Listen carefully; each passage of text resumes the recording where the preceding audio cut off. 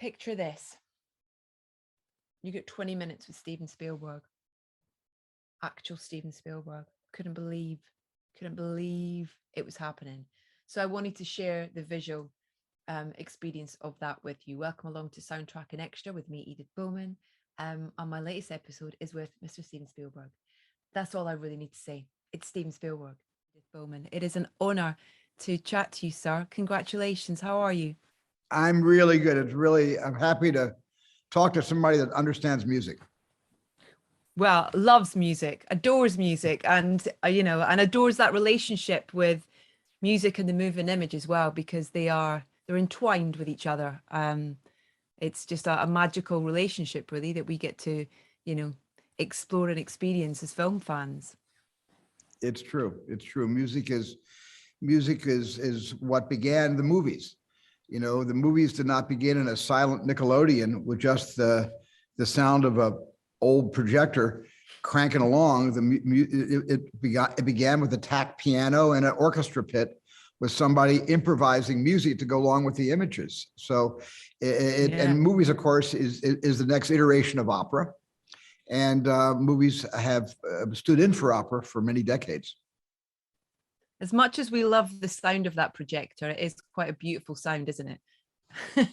Yeah, it is. I like projectors. I like film projectors. Sadly, there's very few film projectors left in America, but I got them in my room at home, so that's good. Good. Listen, West Side Story, I had the absolute joy of watching your film yesterday, and it was magical. It was a physical experience I had to it. I thought it was stunning. And it's a film that I think I've watched it 100 times. It's a film I watched with my mum over and over and over again when I was growing up, and I feel like it's in me in a way. But congratulations, you have brought this wonderful kind of new, powerful, fresh clarity to this story. But how old were you when you first saw it? Can you remember? I saw it, the first time I saw West Side Story, I was probably 15. I saw the Robert Wise, Jerry Robbins film, and which I just adored. And I saw it like 5 times in first run theaters. But the first time I heard the music, I was 5 years younger. I was 10. And my mom and dad brought home the album from the original Broadway cast album. And I wore it out listening to it. I never heard of West Side Story before. I didn't really understand what the story was about, but I loved the songs and I loved the words and I loved the music. And the music was profoundly powerful. I wasn't aware when I was 10 years old who Leonard Bernstein was, but then my mom and dad began showing me on CBS these young people's concerts that Bernstein would introduce the complexities of classical music to make it accessible to young people. And it was the antidote to Elvis Presley in those days, because Bernstein was determined to popularize classical music, and this series of CBS specials did the trick, especially for me. Was there a particular moment or a catalyst or a person or an inspiration that helped you make that decision that you wanted to? For me, it's like your love story to this film, really, to what it meant to you. What was it that made that decision for you or helped you make that decision? Well, my abiding love of the musical, number one. Mm-hmm. My desire to make a musical someday. And I had been threatening to do this for 40 years and never did one. I flirted with music under the main titles of Indiana Jones, The Temple of Doom, in the USO Jitterbug competition sequence in 1941, and even in the Zero Gravity sequence in Ready Player One. I flirted with the musical idioms and the musical genre, but not until probably 10 years ago did I really seriously work up the courage to go to New York and meet with Stephen Sondheim and ask him for the first time if he would ever consider, along with the other 3 estates, to allow me to reimagine his original stage production. Did he take much persuasion, or was it a yes straight away? No, Stephen wanted me to explain myself. He wanted me to explain why I thought it was necessary to make another movie of it. He actually, immediately after having said that, said, "You must make another movie of it. And if you don't, somebody must." That was first thing he said to me. Why are you making it? And you must make it.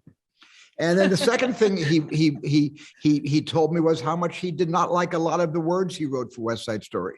And he began to tell me that he couldn't write it off because he was only 24, 25 years old when he got the job, but he had matured and he became much more nonlinear and experimental when he got the chance finally with Forum. Funny thing happened the way of the Forum, and beyond that, he got a chance to be nonlinear, experimental, and change the form, which is what he always wanted to do.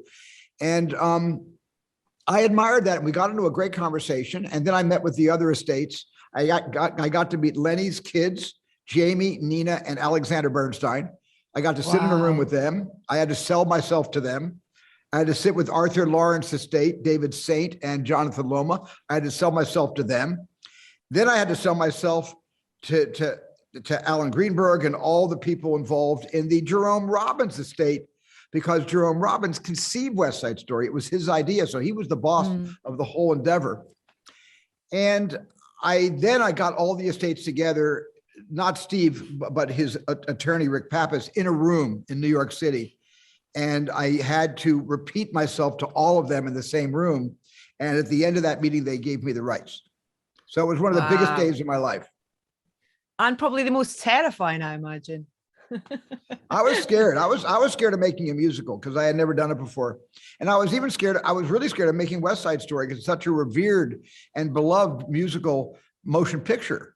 But I felt that the themes and the essence of that love story and the xenophobia at a time when that wasn't even a word in 1957, but it's what it's about. It's what the intention was. I felt that this 21st century, there's a place for us. There's a place for this today, especially with young people who have never even heard the title West Side Story.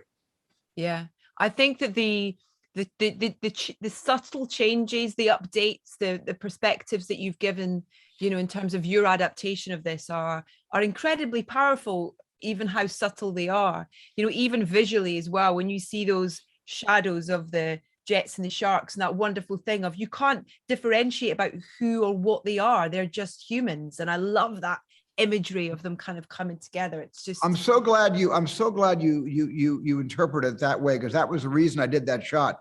I didn't do the shot because it was cool to go overhead. I did the shot because for a brief few seconds, you cannot tell because it's only shadow the jets from the sharks, the Puerto Ricans from the fourth generation white immigrants.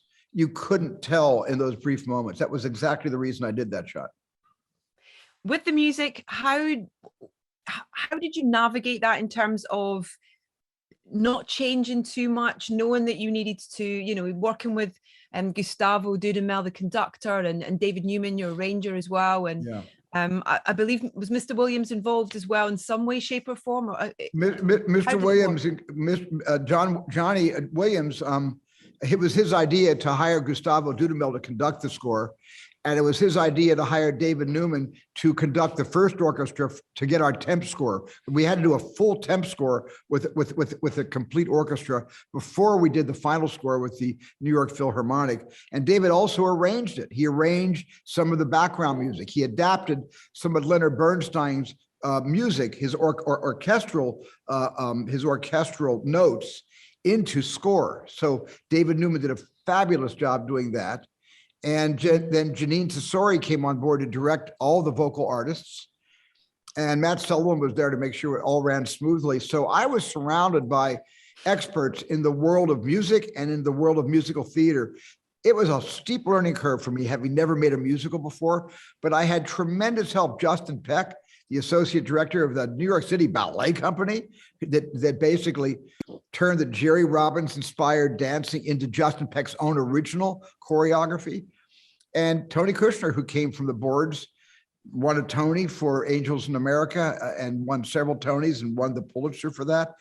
I felt very safe doing West Side Story because I didn't ask Broadway to come to Hollywood. I took myself to Broadway. And I threw myself on the mercy of their experience, and they helped me to make this movie.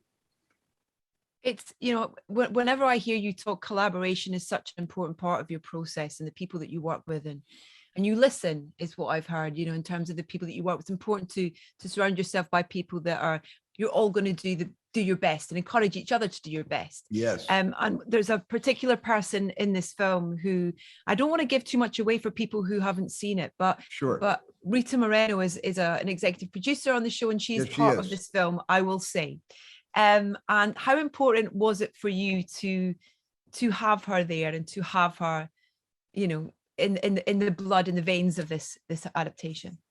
Well, for one thing, it was a genius idea of Tony Kushner's husband, Mark Harris, to change the character of Doc and say he's passed away, and then to further say that his widow is Puerto Rican, and she's taken over the candy store, and to further speculate that could that actor be Rita Moreno. That all came from Mark Harris. When I heard the idea, I flipped out. I said, it is the most natural impulse to create a bridge of legacy between the Robert Wise movie, our film, and the entire New Yorican living experience. Rita has the living experience that many of us lack. So to make her executive producer, she could share her living experience being New Yorican with all the Latinx dancers, singers, and actors, and also all the other actors playing the Jets. And she built a bridge between those two groups as well. So she was causal in the success of this endeavor. I had to apologize twice to the people I was next to. One was the noise I made when she appeared on screen, and the other was my dancing as the film's going on. I know this film so well. I know all Anita's moves in that purple dress in the original film. It's kind of, I love it. And the whistle at the start as well. It was almost kind of, I felt like I was on a musical magic carpet, and I was straight there as soon as you hear that whistle, and it's kind of like, I was so excited. That wasn't a question. That was just me sort of throwing things. Oh, I love that. I love that. Believe me, I felt the same way when I was on the set, and all those snappings and the whistles, it was all part of the playback. And I probably spent 4.5 months shooting this movie with both arms broken out in goosebumps for 4.5 months. When you were growing up, you said that you listened to soundtracks a lot. Were there specific films that you would go back to again and again that were favorites?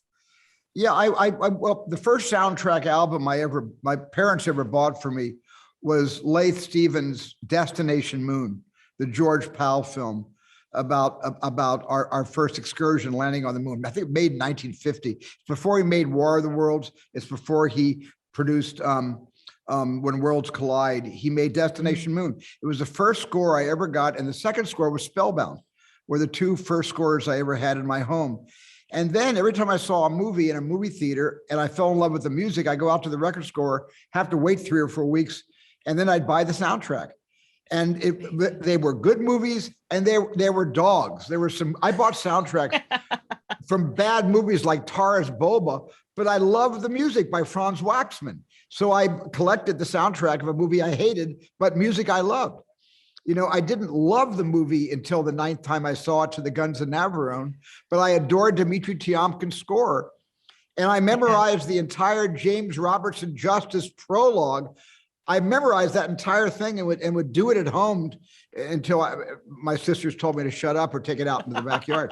So soundtracks were a big part of my life. I made all my little movies, my 8mm movies. I would write them and make them by putting on How the West Was Won, by putting on, the Alfred Newman score of How the West Was Won, by putting on Captain from Castile, by playing North by Northwest by Benny Herman and Lawrence of Arabia, Maurice Jarre. And of course, Lawrence of Arabia in 1962, I think when that came out, I ran out and bought the score and put it on. And by the way, that was an acquired taste. I have to make one confession. It was orchestrally so complicated. And unlike Laura's theme in Dr. Zhivago, which the whole world memorized and knew overnight, there's nothing you can whistle from Lawrence of Arabia. It's an orchestral masterpiece of arrangement, of musical arrangement, and of the use of instruments I've never heard used before, ever, in a film before or since. but it took me a number of times listening to the soundtrack album before I loved the soundtrack album. Yeah. Do you think that that's why then that your films have this, the music has this incredible power on its own, but within the film as well, you know, and it's a fantastic relationship that you have with John Williams. How did you guys meet, actually? I've never heard how you guys met. I was doing a rewrite on a script that myself and my writing partner had sold at 20th Century Fox, and they asked me to do the rewrite. And in order to do the rewrite, I needed to be inspired. So I went to the record store, and I had just seen a movie, which I love the score from, called The Reavers. And I bought the record and brought the record home. And I wrote the entire rewrite, did the entire rewrite to the score of The Reavers, and loved the score so much, I made myself the promise. If I ever get lucky enough to get hired to direct a feature film, whoever this John Williams dude is, I'm going to go to him and beg him to make my first movie with me, which is exactly what I did when I got Sugarland Express with Goldie Hawn. I went right to John, told him my story of how I did this rewrite listening to the Reavers and how I fell in love with this Cowboys score. And John liked the script and liked me, I guess, and he signed on. And we've done, out of 35 films, I think we've done 32 out of 35 films together. I guess it's a shorthand now between the two of you in terms of how you work. But at the start, you know, and you think about those first few scores that you worked on together, Jaws, E.T., Close Encounters. What was the kind of start of that relationship and working out? Because those scores are still so important and so evocative and just powerful, really. Well, you know, I'm a very controlling person as a director. I think most directors have to be, but I decided to abdicate all my control when I first decided when John threw in with me and agreed to write the music for Sugarland. I usually temp score my movies before Johnny hears the films, and when I tempted my temp scored Jaws, it was so unlike the music John wound up writing for it. And John told me honestly, he said, "I love your movie, but I don't care for any of the choices that you selected for me to listen to suggest that's the kind of music you want for this movie. You've made a very primal film." And I said, "Yeah, but I used one of your scores that you composed yourself from Robert Altman's Images." He said, "No, you can't use the music from Images when there's a shark that you can't see just under the surface of the dark waters. You can't do that. Let me just go at this in my own way." So I left him alone. And 7 or 8 weeks later, he called me up, asked me to come to his house. I came to his house in Westwood, and I sat over the piano, and he sat down with a big smile on his face. He said, "Here's the theme of Jaws." With a couple of fingers, he just went, dun, dun, dun, dun, dun, dun. Dun, dun, I'm getting flop sweat. Dun, dun, dun, dun, dun, dun, dun, dun, dun, dun, bigger flop sweat. And Johnny looks at me, and I kind of nervously laugh. And he said, "No, I'm not kidding. This is Jaws." And he said, "You'll like it better when you hear the cello and when you hear the bass and when you hear the string section and the horns. You'll like it better." But I couldn't imagine it at first on the piano.